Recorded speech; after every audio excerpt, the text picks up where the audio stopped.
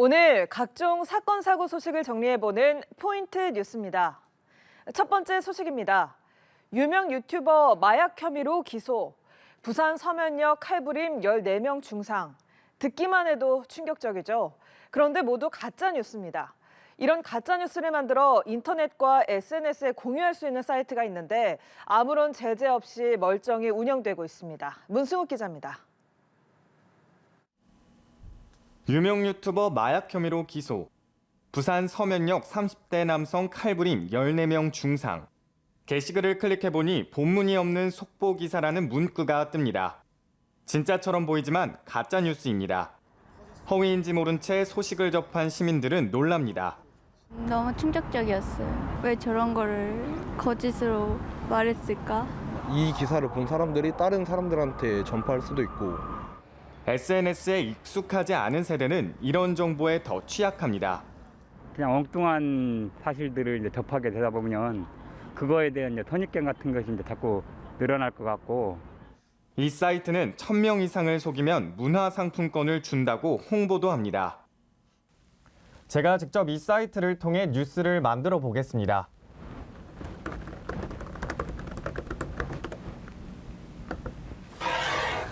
뉴스를 생성하고 다른 사람에게 공유하기까지 1분도 걸리지 않았습니다. 기사에 대한 책임은 모두 작성자에게 있다고 안내하는데 기사를 삭제하려면 돈을 지불하라고 요구합니다.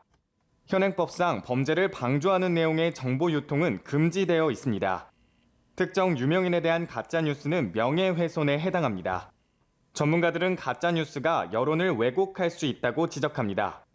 가짜뉴스 자체가 굉장히 자극적이고 설득력과 호소력이 있기 때문에 미디어 공론장 자체의 합리적인 논의, 토론, 선택 이런 것을 다 막게 되죠. 총선을 앞두고 가짜뉴스가 정치적으로 악용될 수 있다는 우려도 커지고 있습니다. 연합뉴스TV 문승욱입니다. 두 번째 포인트 뉴스입니다. 요즘 반려동물 키우는 분들 많으시죠? 국민 4명 중 1명이 반려동물을 키우고 있습니다. 하지만 반려인 인구가 늘어나는 만큼 버려지는 동물도 많은데요. 특히 설 명절과 같이 긴 연휴가 있는 기간에는 유기동물 발생 건수가 더 늘어납니다. 김영민 기자가 취재했습니다. 차량 문을 열자 케이지 안에 구조된 강아지 한 마리가 보입니다. 설 연휴 기간 아파트 계단에서 발견된 강아지입니다. 아파트에서 여러 차례 안내 방송을 했음에도 주인이 나타나지 않자 보호센터로 오게 된 겁니다. 반려동물 등록칩을 확인해보지만 등록되어 있지 않은 반려견입니다. 이렇게 구조된 반려동물들은 10일간의 공표기간을 거치게 되는데요.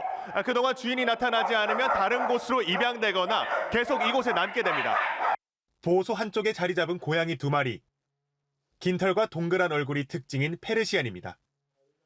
모두 이번 설 연휴 기간 구조된 고양이입니다.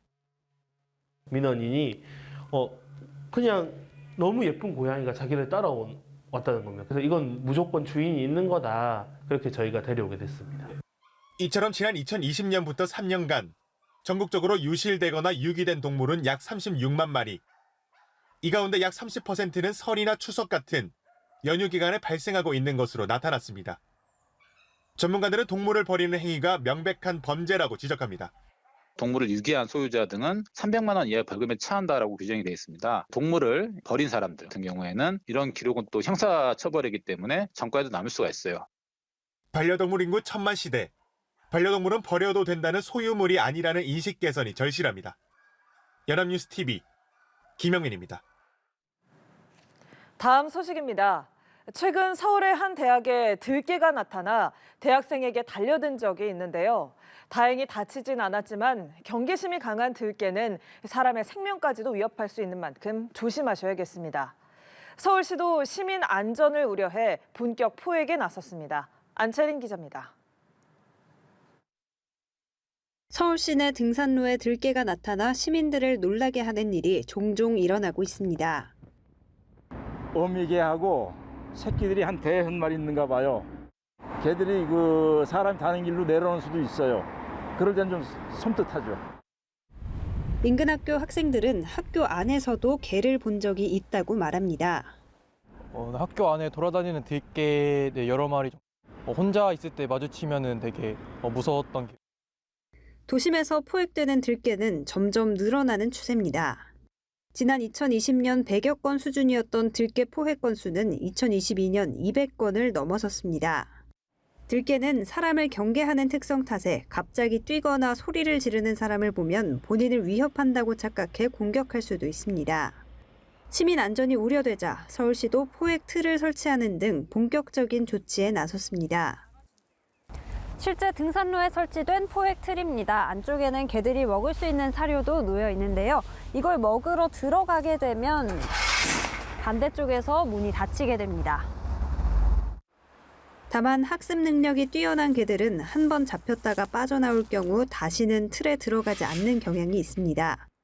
시는 포획 틀 안에 들어간 개를 보면 안타까운 마음에 문을 열어주기보단 겉에 적힌 번호로 우선 신고해달라고 당부했습니다.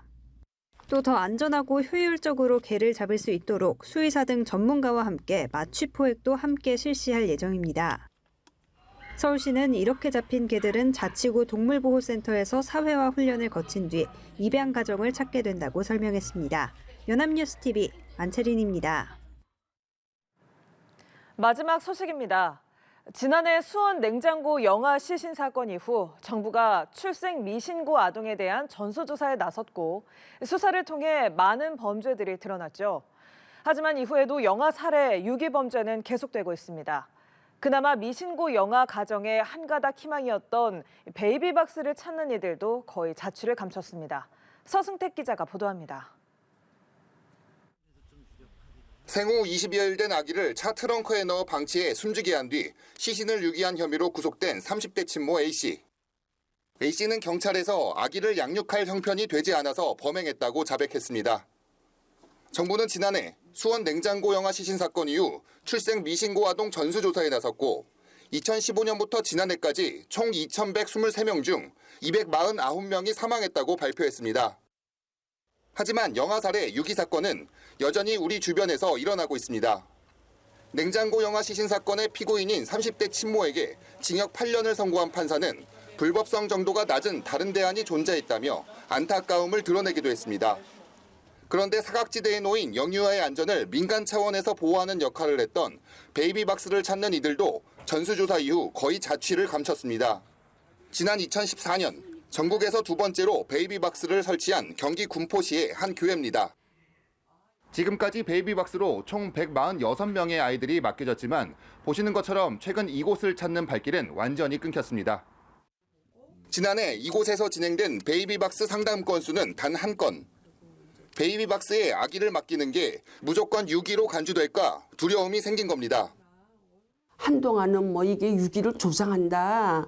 아니다라고 많이 서로가 이랬지만 어느 쪽을 보든지 간에 그런 유기를 조장하는 것보다는 생명을 저희가 보장하기 위해 해주기 위해서 여기라도 그러면 이용하세요라는 이야기거든요.